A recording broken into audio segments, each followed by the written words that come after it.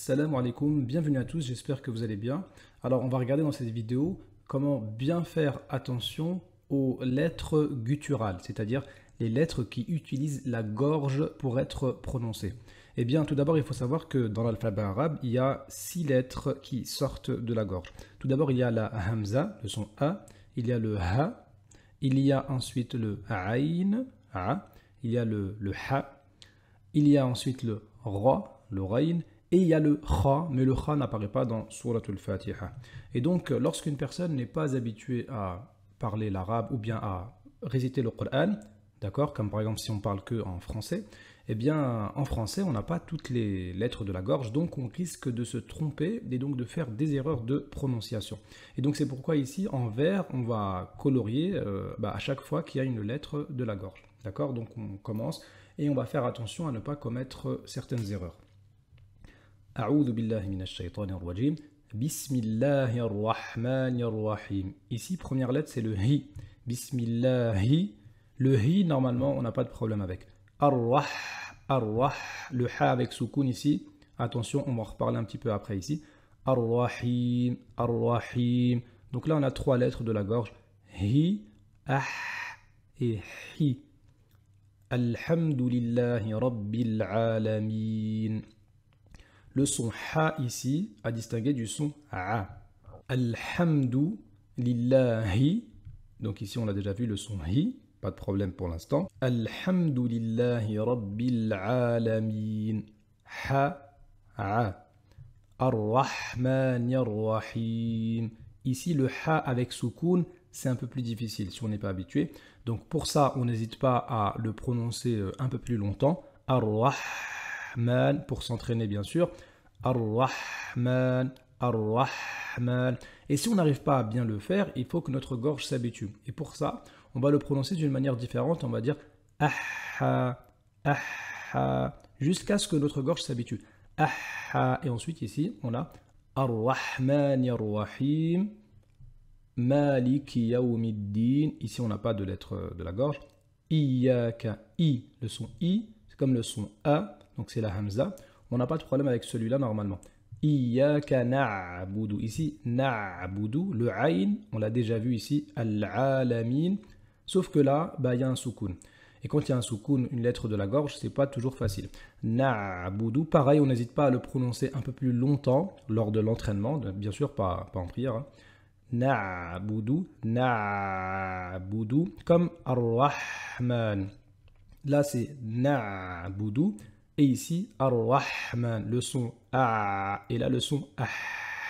Ici, vous voyez que l'air circule librement.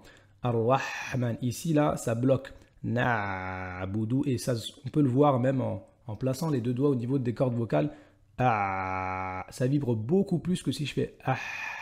Je place mes 2 doigts au niveau des cordes vocales. Ah, quasi rien, quasiment pas de vibration. Par contre, ici, oui. Na, parce que ici, là, l'air ici bloque. Donc, na'budu, et c'est ce qui fait la différence de son entre le ayn et le ha, tout simplement.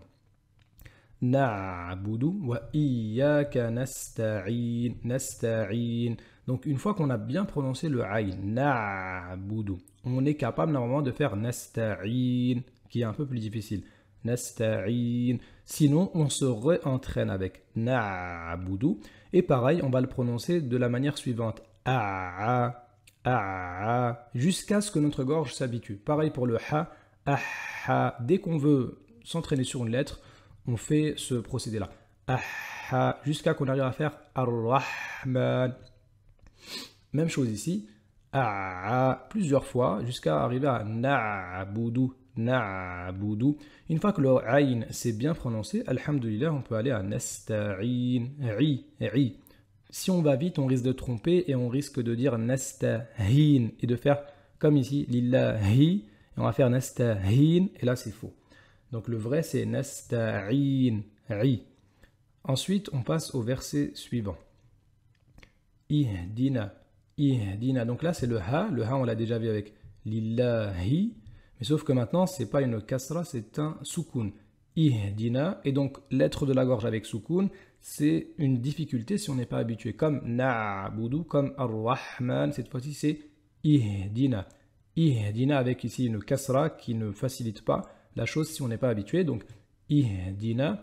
Pareil pour le ha. Si le ha n'est pas habitué pour notre gorge, on va faire comme tout à l'heure. On va faire aha, aha. Pareil ici, aha. Et là, aha. Et là, aha. Comme ça, on va bien distinguer et on pourra faire correctement ar-Rahman, na'budu, ihdina, ihdina.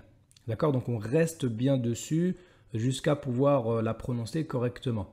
Ihdina.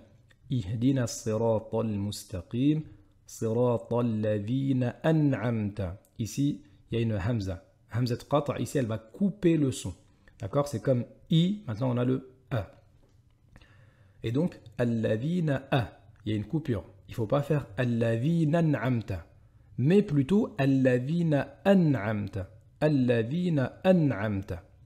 Ici, donc, on retrouve le ayn qu'on avait déjà vu ici, nasta'in, ou bien la, na'abudu, ou bien al-alamin. Donc, normalement, il n'y a pas de problème ici. An'amta, alayhim. Le hi, on l'a déjà vu, lillahi. Normalement, il n'y a pas de difficulté avec celui-là. Et ensuite, roi, le royiri, le roi, donc on ne l'avait pas encore vu ici. Le roi, il ressemble un petit peu au R français. Royiri, royiri, al-mardoubi. Même lettre ici, roi, mais maintenant, encore une fois, avec soukoun. Et donc, avec soukoun, c'est un peu plus difficile. Donc, même chose, on va s'entraîner al-maro, al-maro. Ici, si on se trompe, on va le confondre avec le kha et on va dire al-makhdoubi. Le kha ici, il n'est pas dans Surat al-Fatiha, d'accord? Donc al-maro, al-maro. Et si on n'arrive pas, eh bien on fait comme tout à l'heure. On va dire ar-ra, ar-ra. On va s'entraîner dessus comme on a fait avec le ha, ar-rahman. Le ha, pour bien le débloquer, on va faire ah-ha. Pareil pour le ayn, ah-ha.